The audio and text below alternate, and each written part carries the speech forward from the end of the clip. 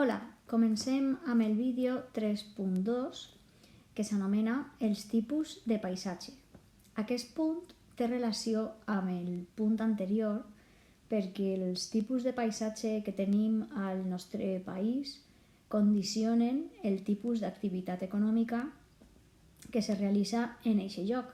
I és el que anem a parlar ara, els tipus de paisatge que podem trobar en Espanya. Concretament anem a parlar de 3 tipus de paisatge que estan vinculats amb els 3 sectors econòmics que vam parlar en el tema anterior. Comencem, doncs. Primer de tot parlem dels paisatges agropecuaris. Són aquells que estan relacionats amb l'agricultura i amb la ramaderia, és a dir, que estan vinculats amb el sector primari. En quant als paisatges agropecuaris, els podem trobar en 2 llocs diferents al llarg de la península. Aleshores, anem a parlar tant dels paisatges d'interior de la península com dels paisatges de muntanya.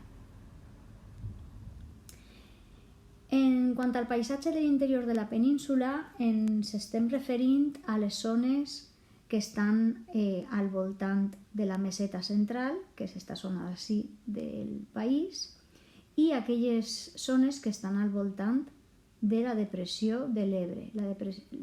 L'Ebre és un riu molt llarg i molt cabalós que creua Espanya. La seva depressió és el punt final on ja arriba a la mar.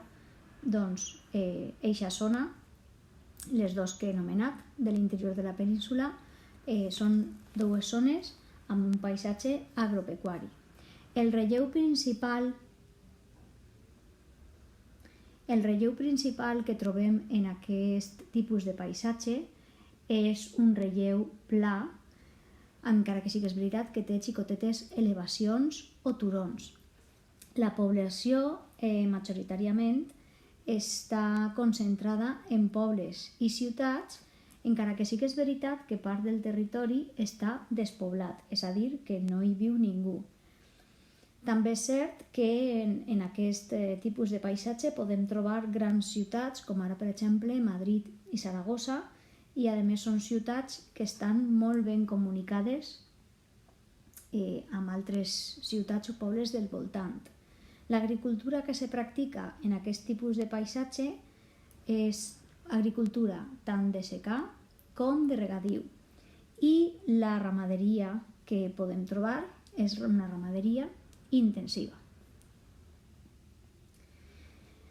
En quant al paisatge de muntanya, evidentment el paisatge de muntanya se dona en aquelles zones elevades del nostre país, en la part alta de les muntanyes, i són zones que és un paisatge que se caracteritza perquè no està molt transformat per l'ésser humà, ja que el terreny, com que està en pendent, perquè estem parlant de muntanyes, doncs això dificulta que l'ésser humà hagi pogut canviar o modificar molt l'entorn d'aquest tipus de paisatge. El relleu en aquest tipus de paisatge evidentment és elevat, i com que he dit que és un lloc que no està transformat per l'ésser humà, conserva la vegetació natural pròpia d'aquests paisatges, que són els boscos i els prats. La població majoritàriament en aquesta zona és rural, i sí que és veritat que en aquestes zones trobem un poblament dispers, és a dir, que les cases estan molt allunyades les unes de les altres. No tenim per què trobar un poble com a tal, evidentment que hi haurà, però no sempre. De vegades trobem, com dic, cases allunyades les unes de les altres, envoltades per terreny que utilitzen els granxers per a pasturar els seus animals, i també envoltades per terres de conreu, que són les que s'utilitzen per a l'agricultura. En aquest cas, la zona està mal comunicada, perquè els pobles entre si estan mal comunicats, tenen poca població, imagineu-vos carreteres estretes, de vegades sense asfaltar, que fan que el trànsit siga difícil. L'agricultura se dona a les valls, que evidentment és la part més plana, se sol cultivar cereals i hortalisses. La ramaderia que se dona lloc en aquest tipus de paisatge és una ramaderia extensiva, ja que permet que els animals pasturen tranquil·lament per els valls i les muntanyes. I és molt important destacar que en aquest paisatge se produeix una explotació de boscos per tal de poder aconseguir fusta. Parlem ara dels paisatges industrials. Els paisatges industrials estan relacionats amb l'activitat del sector secundari. Sempre els paisatges industrials han estat relacionats amb estan vinculats a tots aquests problemes i efectes negatius que tenen sobre el medi ambient a causa del fum o dels residus que generen les fàbriques. És cert que això ocorre, però també és veritat que ja des de fa uns anys el govern els diferents governs han intentat posar en marxa una sèrie de mesures per tal d'evitar que això ocórrega, fins i tot arribant a sancionar econòmicament aquelles empreses que no complisquen aquestes mesures per tal d'entre tots cuidar una miqueta el medi ambient. Quan parlem de paisatges industrials hem de tindre en compte els diferents elements que el conformen. Elements que anem a trobar sempre en un paisatge industrial. Per exemple, d'un costat, evidentment anem a trobar fàbriques, que són els llocs on s'elaboren els productes. Arriben les matèries primeres i en les fàbriques se fabrica el producte elaborat. No només fàbriques, sinó també naus per emmagatzemar les mercaderies o fins i tot oficines i edificis on treballen administradors, comptables, etc. En un paisatge industrial també trobarem instal·lacions per subministrar energia, des de molins de vent, molins eòlics, fins a línies elèctriques, tots necessaris per a poder transportar l'energia que necessiten les màquines per a poder funcionar. I ja per últim, les infraestructures de transport, com per exemple carreteres, ports, estacions de trens, són fonamentals per a poder fer arribar aquestes matèries primeres que venen del sector primari a les fàbriques i per a després transportar els productes una vegada ja estan elaborats. El paisatge industrial dins d'Espanya, sobretot el podem trobar des del massís galaic fins les muntanyes basques. En el mapa, així tenim el massís galaic i així estan les muntanyes basques. Doncs tot este terreny, tota aquesta zona, especialment és considerada com un paisatge industrial. Evidentment que hi ha moltes més indústries al llarg de tot el territori espanyol. Però sí que és veritat que el nord d'Espanya és una zona on predomina molt aquest tipus de paisatge. El relleu que trobem en aquesta zona en concret és un relleu muntanyós amb valls, encara que també és veritat que prop de la costa podem trobar aquest paisatge industrial. La població majoritàriament se concentra en les grans ciutats que solen estar prop de la costa i també són zones o ciutats que estan molt ben comunicades. Hi ha polígons industrials, per exemple, prop de ciutats com Bilbao, Avilés o Arrasate, que són algunes de les ciutats que, com dic, estan en el nord d'Espanya. Hi ha polígons industrials, majoritàriament, que se dediquen a la siderúrgica, encara que últimament, o en els darrers anys, s'ha notat un increment i un augment de tota la indústria que està relacionada amb la robòtica o l'electrònica, perquè, evidentment, en els últims anys necessitem molta tecnologia i molts aparells electrònics en el nostre dia a dia i això ha fet que apareguen aquest tipus d'indústries.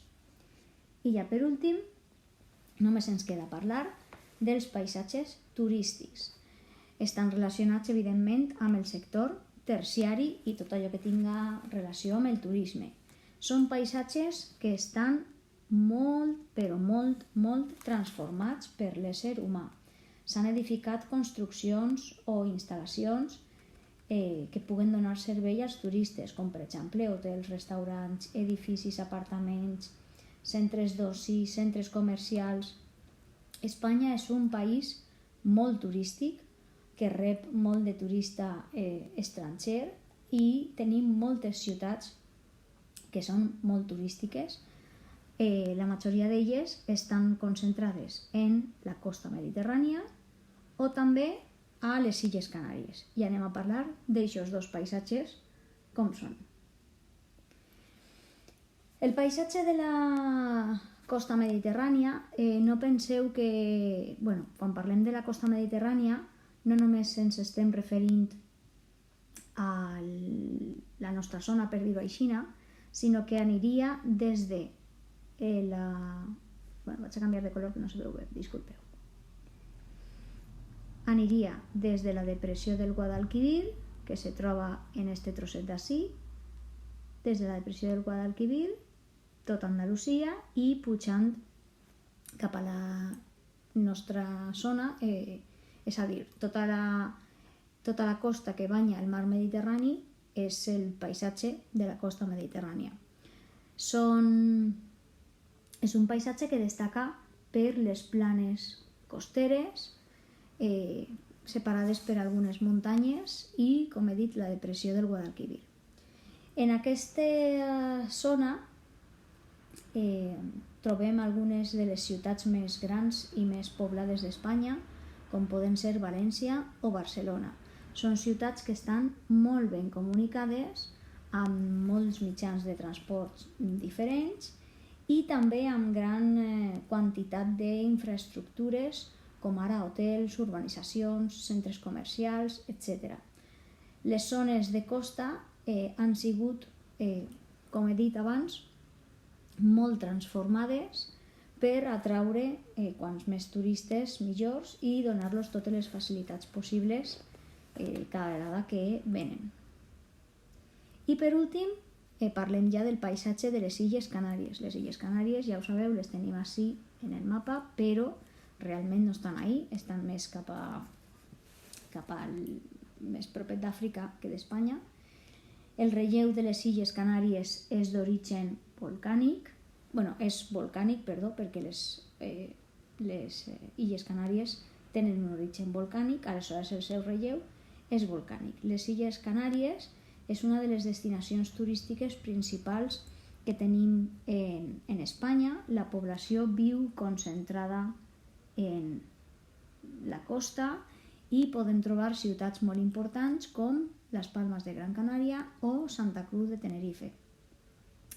Com he dit, el turisme és la principal activitat econòmica. En les Illes Canàries la gran part de la població viu i treballa de cara al turisme i una altra vegada el paisatge allí s'ha transformat per tal d'oferir infraestructures i comoditats als turistes i per millorar les comunicacions